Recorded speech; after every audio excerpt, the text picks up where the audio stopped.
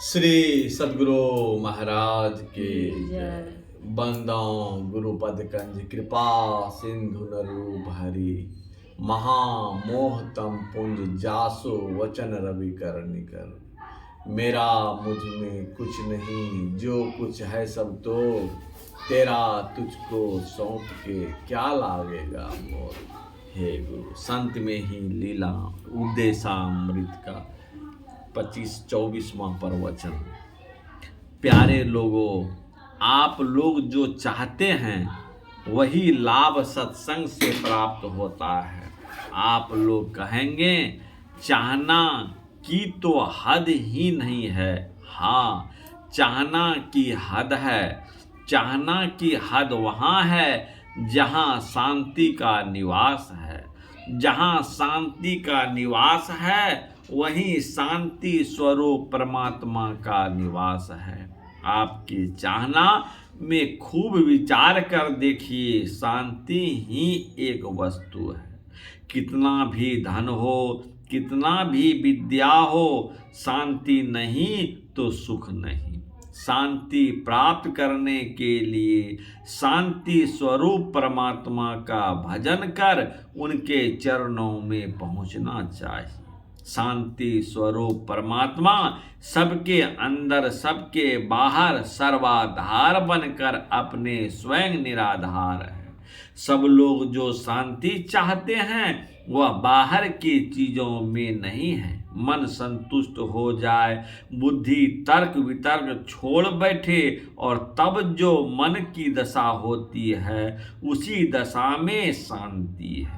उस दशा को प्राप्त करने के वास्ते, मन को संतुष्ट कर देने के वास्ते, मन की चंचल वृत्तियों को मिटा देने के वास्ते जो काम है वह काम सत्संग से लिया जाता है, अर्थात संत मत सत्संग से लिया जाता है।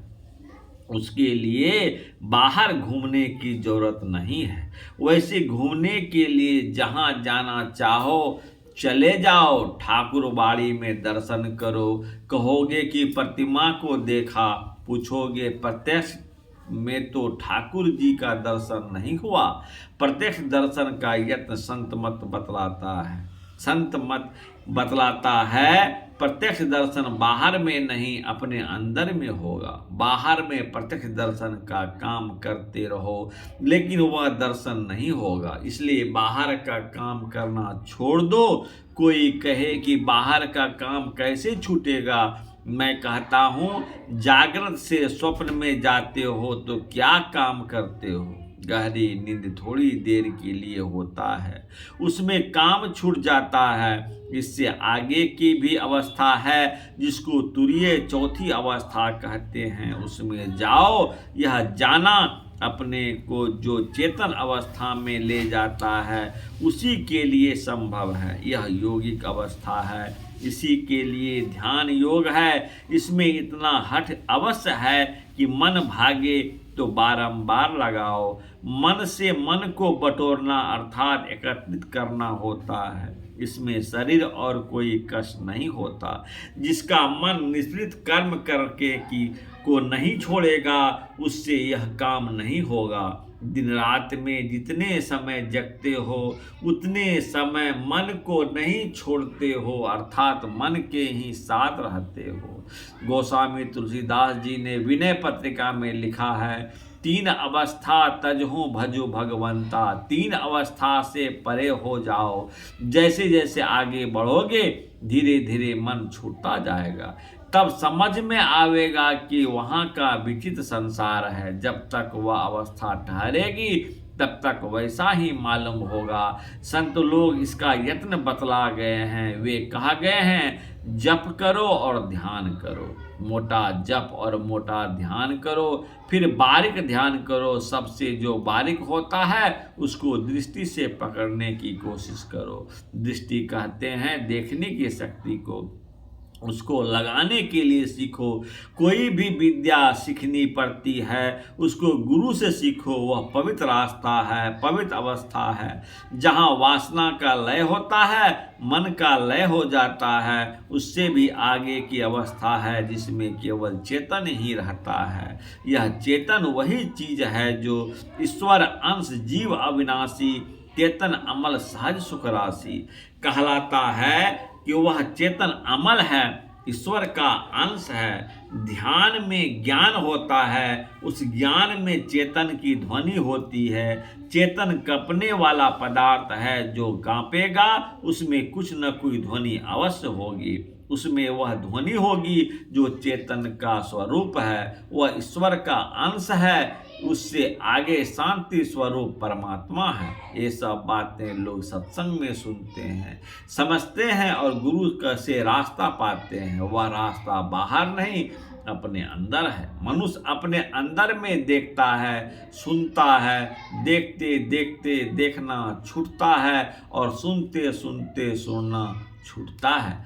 तब अंत में एक अनूप अनामा अज सच्चिदानंद परधामा जो परमात्मा है वह मिल जाता है। हमको भी गुरु महाराज ने सिखलाया है, शरीर पवित्र होता है स्नान करने से और मन पवित्र होता है अध्यात्म ज्ञान से। अंतर साधन में जब अवस्था की बदली हो, जीव काल में ही जब सब शरीरों का अंत हो जाए, तो एक अन्य अरूप अनामा अज सच्चिदानंद परधामा प्राप्त हो जाएगा।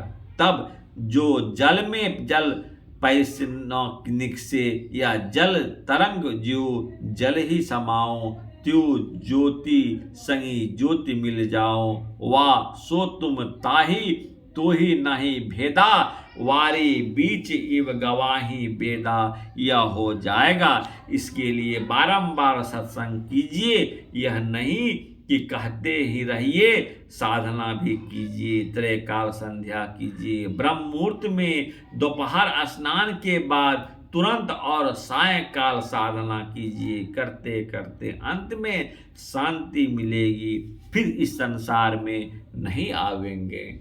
यह प्रवचन बिहार राज्य के भागलपुर नगर अंतर्गत कुप्पा घाट आश्रम में दिनांक 17/9/1978 ईस्वी को साप्ताहिक सत्संग के अवसर पर हुआ था। श्री सद्गुरु महाराज की जय। प्यारे बंधुओं भाइयों, सबसे अनुरोध विनय है, सब कोई इसको सब्सक्राइब करें और शेयर करें, एक दूसरे को सुनाएं।